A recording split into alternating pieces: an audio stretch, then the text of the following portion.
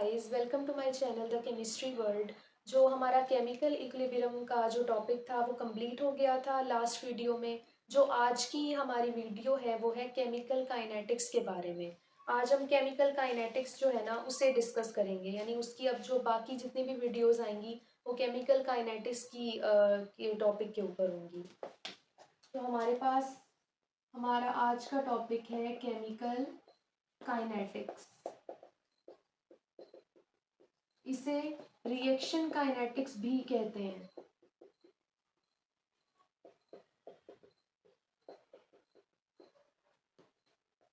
Okay, तो first of all हम इसकी डेफिनेशन देख लेते हैं कि हमारे पास जो केमिकल काइनेटिक्स है वो होता क्या है।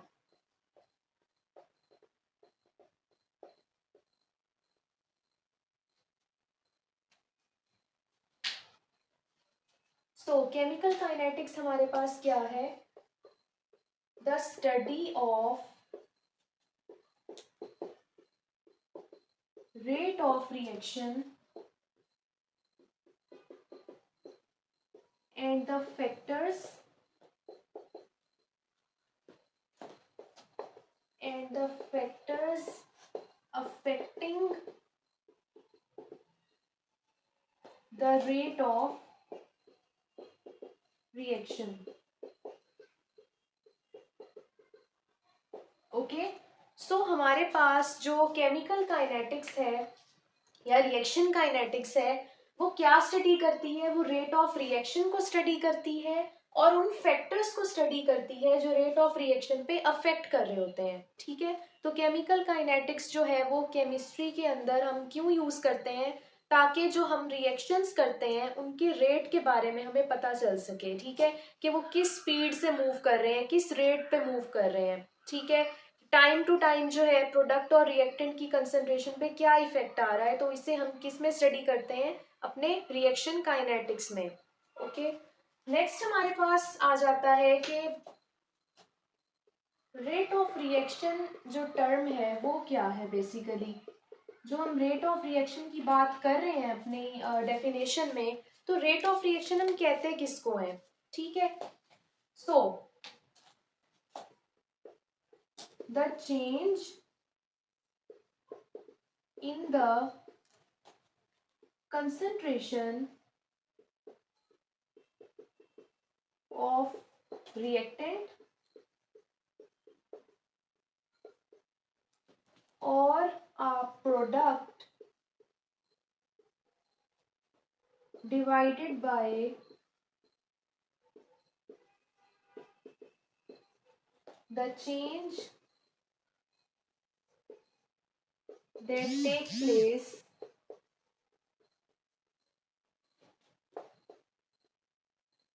with time is called rate of reaction. Okay, so rate of reaction क्या होता है? हमने अगर हमारे रिएक्टेंट या प्रोडक्ट की कंसंट्रेशन में कोई चेंज देखा है टाइम इंटरवल के हिसाब से, कि यानी टाइम इंटरवल जो है जैसे जैसे टाइम गुजरता जा रहा है, अच्छा 5 मिनट्स गुजर गए तो कंसंट्रेशन इतनी हो गई, 10 मिनट्स गुजर गए कंसंट्रेशन इतनी हो गई, 15 मिनट्स गुजर गए कंसंट्रेशन इतनी चेंज हो गई। ठीक है, रिएक्टेंट की या प्रोडक्ट की, तो उन दोनों के रेशो को हम क्या कहते हैं? Rate of reaction. यानी अब इसकी डेफिनेशन इस तरह भी हो सकती है, the ratio of change in the concentration of a reactant और a product and the time taken for that change. ठीक है, मैं इधर लिख देती हूँ, ये वाली डेफिनेशन भी हो सकती है रेट ऑफ रिएक्शन की, और एक और डेफिनेशन भी हो सकती है। वो कौन सी है मेरे पास? The ratio of change in the concentration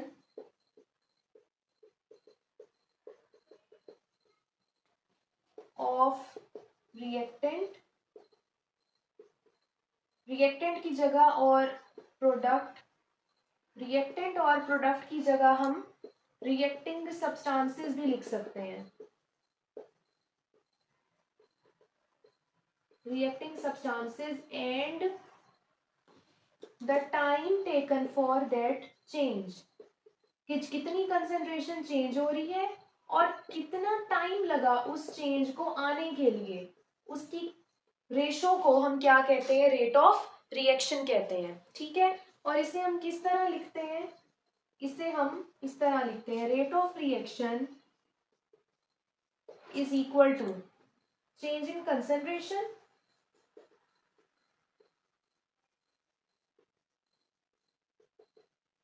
over change in time. ठीक है, तो ये हमारी रेट ऑफ रिएक्शन की इक्वेशन है, ये हमारी रेट ऑफ रिएक्शन की इक्वेशन है। ठीक है, तो इसे हम अगर इस तरह मैं शो करूं, मैं चेंज को डी से शो कर देती हूँ, कंसंट्रेशन को एक्स से, और चेंज को डी से शो कर देती हूँ, टाइम को टी से, तो रेट ऑफ रिएक्शन की जो इक्वेशन है वो मेरे पास क्या बनेगी, D x over D T बनेगी। ठीक है, अब हमारे पास आ जाता है रेट ऑफ रिएक्शन के क्या यूनिट्स के बारे में, यूनिट्स और टाइप्स के बारे में।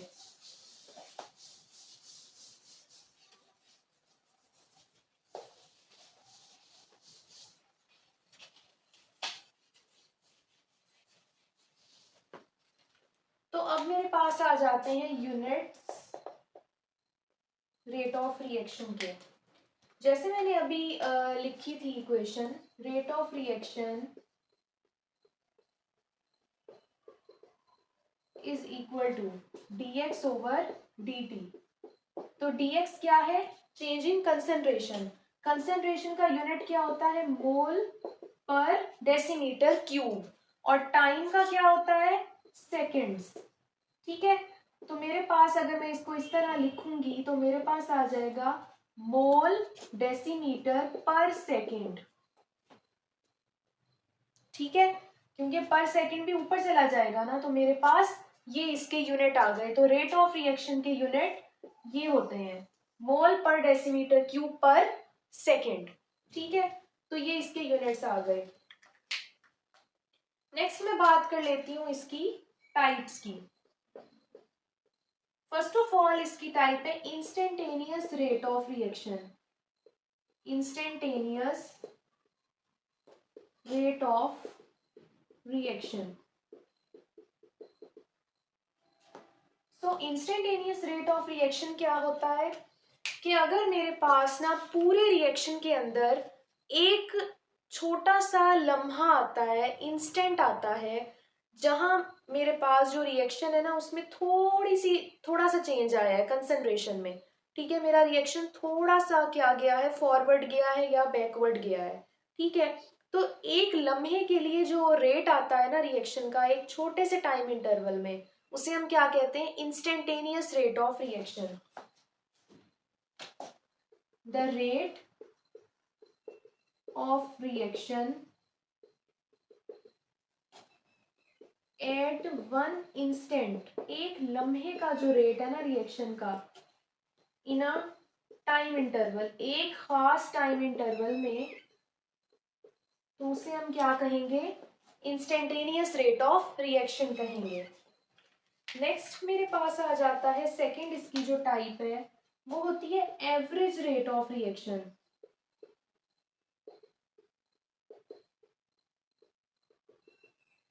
एवरेज रेट ऑफ रिएक्शन मेरे पास क्या होता है कि दो टाइम इंटरवल्स के बीच में जो रिएक्शन का रेट आ रहा है वो मेरा एवरेज रेट ऑफ रिएक्शन है। जिस तरह हम एवरेज लेते हैं ना किसी चीज की, कि हमारे पास बहुत सारी क्वांटिटीज है, हमें कहा जाए हम उसका एवरेज ले लेते हैं, तो हम क्या करते हैं, सारी क्वांटिटीज को प्लस करते हैं, उसके फिर उनको डिवाइड कर देते हैं उन क्वांटिटीज के नंबर से, जितनी वो टोटल क्वांटिटीज होती हैं। तो इधर भी हम यही कर रहे हैं कि हम पूरे रिएक्शन में सेलेक्ट कर लेते हैं कि हमें इतने टाइम इंटरवल्स के बीच में एवरेज चाहिए रेट की, तो हम दो टाइम इंटरवल्स के बीच में जो रेट ऑफ रिएक्शन होता है उसे हम क्या कहते हैं, एवरेज रेट ऑफ रिएक्शन कहते हैं।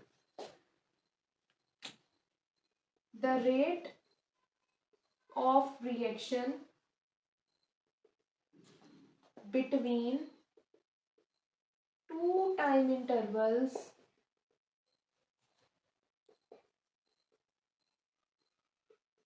is called average rate of reaction। तो ये हमारे पास आ जाता है इंस्टेंटेनियस रेट ऑफ रिएक्शन और एवरेज रेट ऑफ रिएक्शन के ये क्या होता है। अब नेक्स्ट हमारे पास ना इन दोनों का रिलेशनशिप है कि एवरेज रेट और इंस्टेंटेनियस रेट का आपस में क्या रिलेशनशिप है रिएक्शन के दौरान।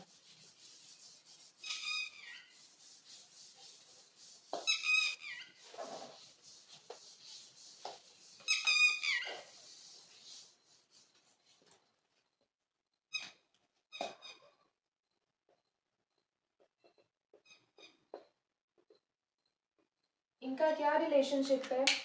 हमारे पास ना जब भी हमारा रिएक्शन जो चल रहा होता है ना उसमें एक खास पॉइंट आता है जब हमारे पास एवरेज रेट और इंस्टेंटेनियस रेट आपस में क्या हो जाते हैं, इक्वल हो जाते हैं। ठीक है, अगर हम फर्स्ट पे देखें,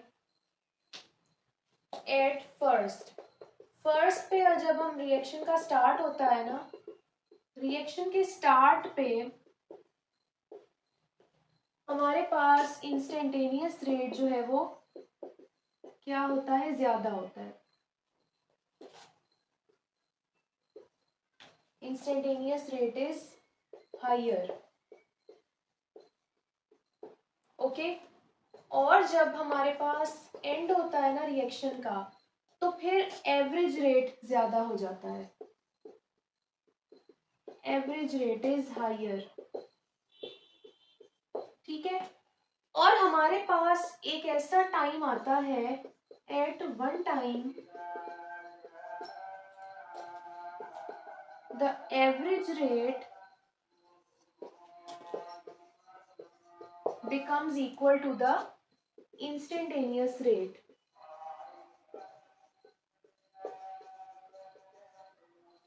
ठीक है, तो ये दोनों आपस में क्या हो जाते हैं, बराबर हो जाते हैं। और ये वाला टाइम कब आता है, जब हमारे पास जो टाइम इंटरवल है वो दोनों में क्या हो जाता है, जीरो हो जाता है।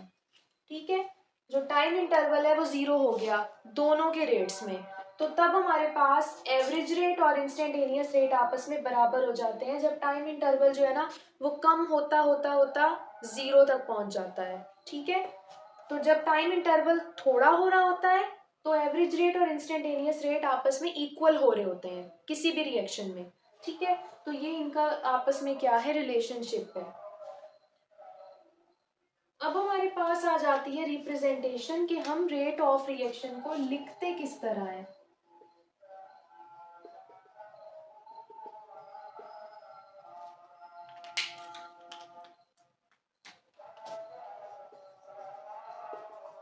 तो रेट ऑफ रिएक्शन को हम इस तरह लिखते हैं कि हमारे पास जो रेट होता है ना वो डायरेक्टली प्रोपोर्शनल होता है कंसंट्रेशन के। तो मैं इधर कंसंट्रेशन किसी भी रिएक्टेंट की ना ए से डिनोट कर रही हूँ। ठीक है, और अगर मेरे पास ना दूसरा भी है एक रिएक्टेंट, दो रिएक्टेंट्स है मेरे पास किसी रिएक्शन में। ठीक है, तो मैंने इन दोनों को रेट जो है वो डायरेक्टली प्रोपोर्शनल होता है कंसंट्रेशन ऑफ रिएक्टेंट से।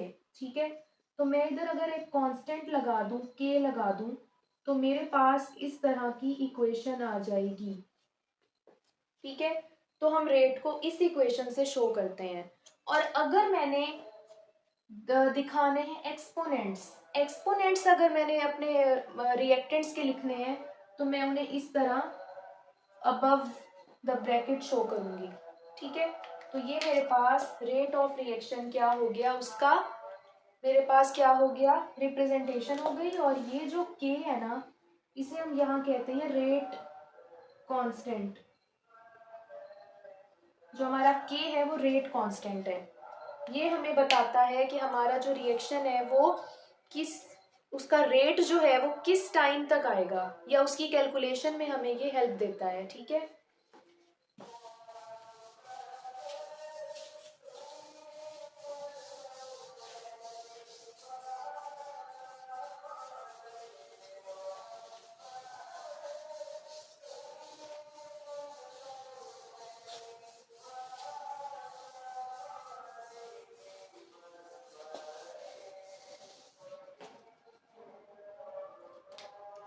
ओके, अब नेक्स्ट जो हमारे पास टॉपिक है वो है order of reaction. Order of reaction जो है वो सबसे ज़्यादा इम्पॉर्टेंट टॉपिक होता है केमिकल काइनेटिक्स में। ठीक है, केमिकल काइनेटिक्स में हमारे पास जब तक हमें रिएक्शन का ऑर्डर नहीं पता चलेगा, हमें नहीं पता चलेगा कि हमारा जो रिएक्शन है वो किस तरह उसने प्रोसीड करना है, और हम रिएक्शन को पहचान नहीं सकेंगे। ठीक है, सो ऑर्डर ऑफ रिएक्शन हमारे पास क्या होता है? The sum of exponents the sum of exponents of the reaction during a chemical change।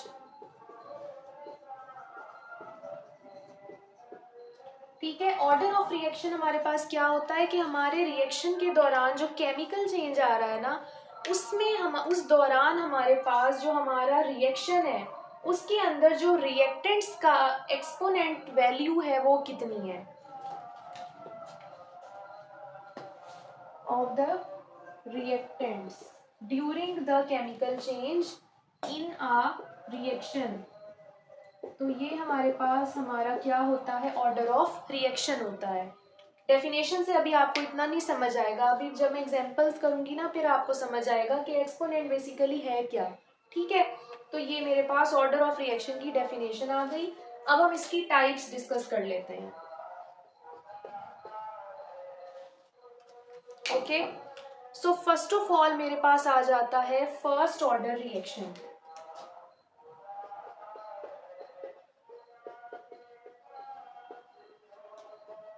First order reaction, तो फर्स्ट ऑर्डर रिएक्शन में हमारे पास ना हम मैं आपको एग्जांपल बताती हूँ कि फर्स्ट ऑर्डर रिएक्शन जो है वो क्या होता है। ठीक है, मेरे पास एक रिएक्शन है 2N2O5, तो इधर मेरे पास 2N2O4 प्रोड्यूस हो रहा है, 7 ऑक्सीजन प्रोड्यूस हो रही है। ठीक है, तो ये मेरे पास आ गया 2N2O5 2N2O4 प्लस O2। ठीक है, अब मेरे पास ना मेरा जो रिएक्शन है वो पूरा का पूरा ना N2O5 पे डिपेंड कर रहा है। ठीक है, मेरा जो रिएक्शन है ना वो पूरा का पूरा इस वाले रिएक्टेंट पे क्या कर रहा है? डिपेंड कर रहा है।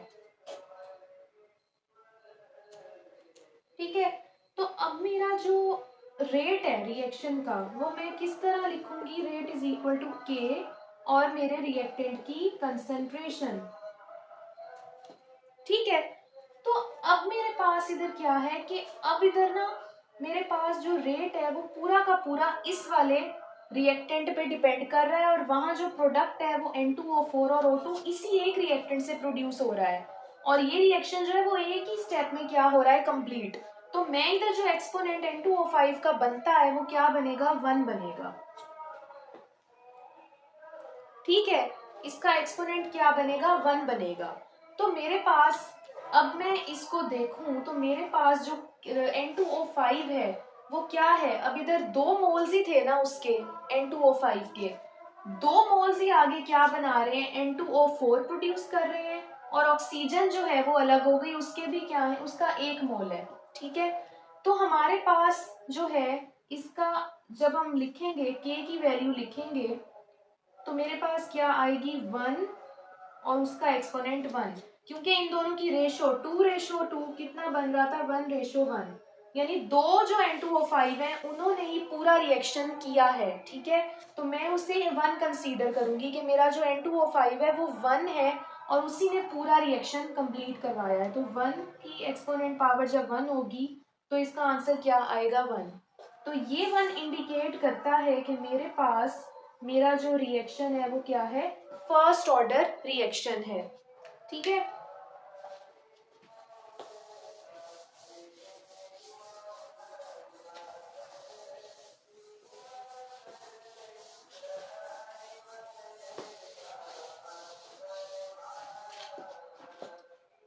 नेक्स्ट मेरे पास जो सेकेंड टाइप है वो है सेकेंड ऑर्डर रिएक्शन। ठीक है, सेकेंड ऑर्डर रिएक्शन जो है उसमें मेरे पास क्या आता है, अब मैं एग्जांपल लिख लेती हूँ। सबसे पहले मेरे पास एग्जांपल आ जाती है H2 प्लस I2 और ये बनता है 2HI। ठीक है, तो अब मेरे पास रेट जो है वो क्या है, रेट इज इक्वल टू, मेरे पास जो रेट है वो मैं कैसे लिखूंगी, H2 और I2, क्योंकि मेरे पास जो ये रिएक्शन है उसका जो पूरी उसकी डिपेंडेंस है मेरे रिएक्शन की वो इन दोनों रिएक्टेंट्स पे है।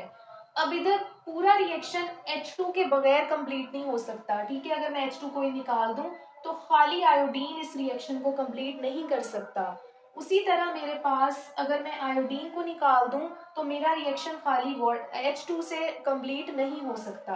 तो इसकी जो कंसंट्रेशन है, दोनों की कंसंट्रेशन से हमारा रिएक्शन कंप्लीट हो रहा है। तो ये आ जाएगा H2 1, एक H2 उससे रिएक्शन कंप्लीट हो रहा है और उसकी एक स्टेप में ही कंप्लीट हो रहा है, तो 1 प्लस। अच्छा, अब हमारे पास जब दो रिएक्टेंट्स आपस में मल्टीप्लाई हो रहे होते हैं तो हम जब उनके एक्सपोनेंट्स को लिख के सॉल्व करते हैं तो हम बीच में प्लस का साइन लगाते हैं। उसी तरह 1 और 1, तो ये मेरे पास 1 + 1 आ जाएगा और ये आ जाएगा 2। तो ये मेरे पास कौन सा रिएक्शन है, ये मेरे पास है सेकेंड ऑर्डर रिएक्शन। हमें रेट इक्वेशन से पता चल गया। ठीक है, नेक्स्ट मेरे पास आ जाता है third order reaction. Third order reaction जो है, थर्ड ऑर्डर रिएक्शंस में हमारे पास क्या होता है, मैं एग्जांपल लिख देती हूँ। 2FeCl3 + 6Ki, तो ये मेरे पास प्रोड्यूस करेगा 2FeI2 + 2 + 6KCl और I2। ठीक है, अब ये जो रिएक्शन है ना, इसमें देखा जाए तो मेरे पास ना जो FeCl3 है वो मेरे पास प्रोड्यूस कर रहा है FeI2।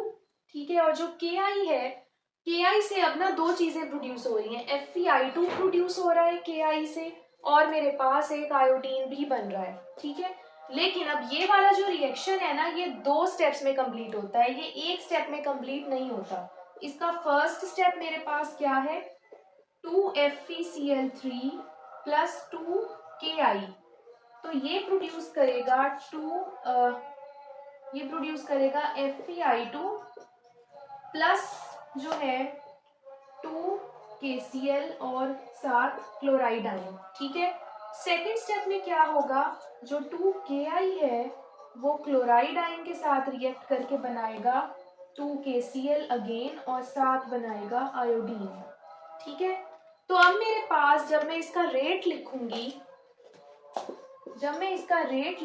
तो मेरे पास आएगा K इंटू, अब FeCl3 जो था वो मैं इस तरह लिखूंगी क्योंकि रिएक्शन तो दोनों पे डिपेंड कर रहा है, तो दोनों आएंगे Ki।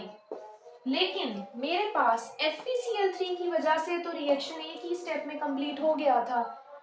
FeCl3 जो था उसने आगे बना दिया था, अपना कंपाउंड बना दिया था। आगे तो सेकेंड स्टेप में जो FeCl3 है वो कहीं हमें नजर नहीं आया, तो FeCl3 का एक्सपोनेंट आएगा 1।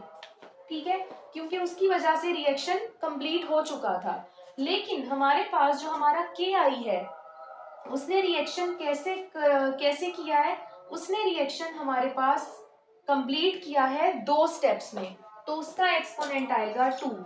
ठीक है, तो अब मैं जब इधर लिखूंगी तो मेरे पास ये तो आएगा 1, क्योंकि ये 1 एक ही दफा उसने रिएक्शन कंप्लीट किया है। FeCl3 ने एक ही दफा में, एक FeCl3 ने क्या किया है, रिएक्शन को कंप्लीट करवाया है। ठीक है, उसके बाद इधर मेरे पास जो Ki है उसने क्या किया है, उसने मेरे पास दो स्टेप्स में रिएक्शन कंप्लीट करवाया है और इधर दो दफा वो यूज हुआ है, तो मैं उसको दो दफा लिखूंगी। ठीक है, और इसकी पावर 1 लिखूंगी। ठीक है, क्योंकि हमारे पास जो Ki, अच्छा अब इधर जो है ना, हम जब इसको करते हैं ना, इन वाली इक्वेशंस को करते हैं, तो हम इधर ना बीच वाली जो चीज है उसको हम क्या लिखते हैं, जो कंसंट्रेशन यूज हो रही है, ये कंसंट्रेशन लिख रही हूं मैं, और ये ऊपर एक्सपोनेंट्स हैं। ठीक है, तो इसमें हमारे पास जो है 1 + 2 आएगा, तो ये आ जाएगा 3। ठीक है, अगर मैं इधर भी देखूँ ना रेट इक्वेशन में, तो 1 + 2 जो है वो 3 ही बनता था। ठीक है, तो अगर आप इस तरह भी करना चाहो तो कर सकते हो।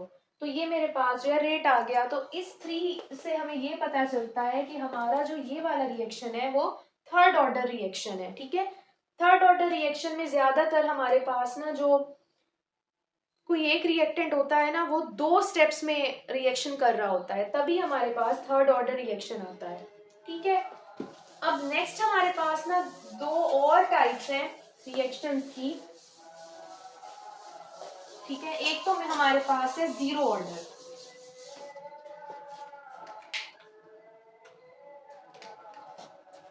जीरो ऑर्डर रिएक्शंस,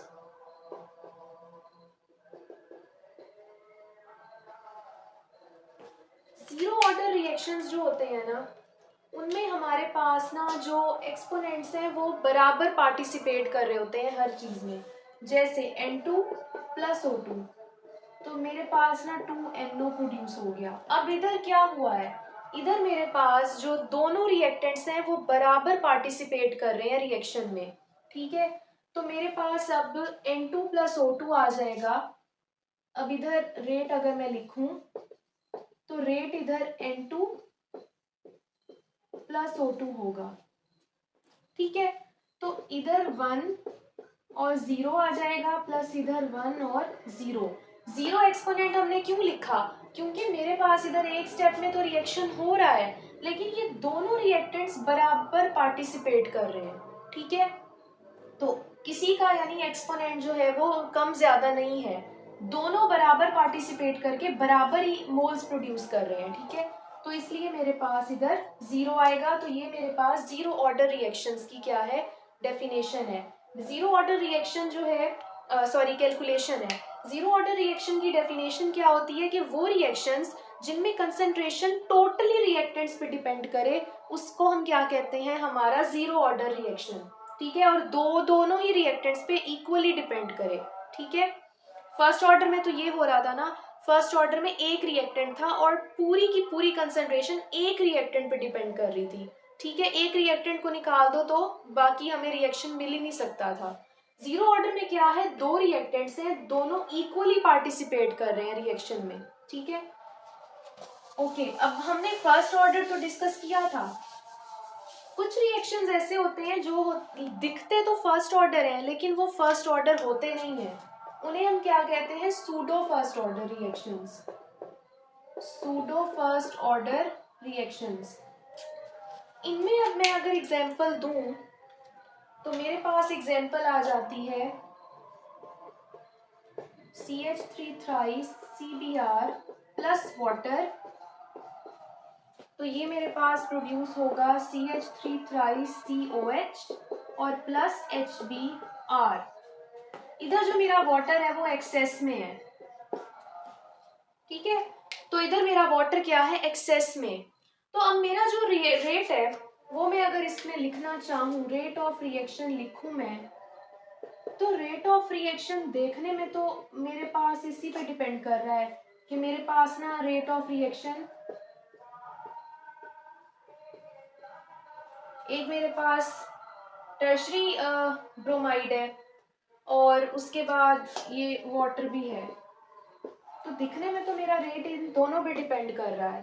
ठीक है, लेकिन ऐसे रिएक्शंस, या अगर देखा जाए तो रिएक्शन इस तरह भी देख सकते हैं कि रेट ना सिर्फ इस पे डिपेंड कर रहा है।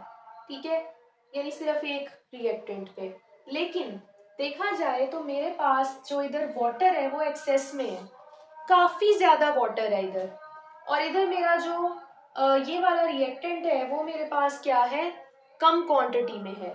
तो जब भी कोई ऐसी सिचुएशन हो रिएक्शन में, एक चीज एक्सेस में हो और एक चीज हमारे पास क्या हो, लो क्वांटिटी में हो, लो कंसंट्रेशन में हो, तो ऐसे रिएक्शंस जो है वो क्या होते हैं, सूडो फर्स्ट ऑर्डर रिएक्शंस होते हैं। यानी अब मेरे पास जो रेट है वो किस पे डिपेंड कर रहा है, वो दोनों पे डिपेंड कर रहा है, लेकिन वाटर पे ज्यादा डिपेंड कर रहा है। ठीक है, तो ये मेरे पास जो है सूडो फर्स्ट ऑर्डर रिएक्शंस होंगे। ठीक है, तो इनको हम जो है कैलकुलेट नहीं करते, बल्कि हम इनको बस एक हमें आइडेंटिफिकेशन के लिए हमें पता है कि ये सूडो फर्स्ट ऑर्डर है। क्योंकि इधर अब मैं अगर कैलकुलेट इसको करूं तो मेरे पास जो है ये 1, ये आ जाएगा 1 और प्लस ये भी आ जाएगा 1, तो मेरे पास ये 1 ही आएगा, इसका जो इसकी वैल्यू 1 ही आनी है।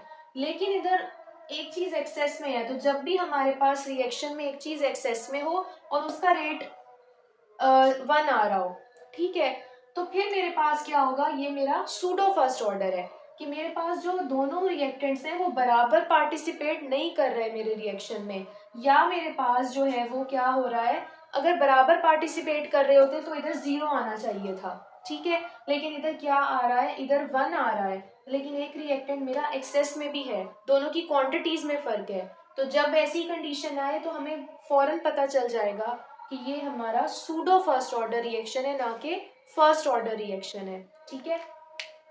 तो मुझे उम्मीद है कि आपको ये वाली वीडियो भी बहुत पसंद आई होगी और समझ भी आ रही होगी आपको। मुझे कमेंट सेक्शन में ज़रूर बताइएगा कि आपको नेक्स्ट जो है वो कौन सी वीडियोस देखनी है और आपको कौन से ऐसे टॉपिक्स हैं जो आपको समझ नहीं आते, ठीक है। मेरे चैनल को ज़रूर सब्सक्राइब करें, लाइक करें और अपने दोस्तों के साथ भी ज़रूर शेयर करें। तब तक के लिए अल्लाह हाफिज़।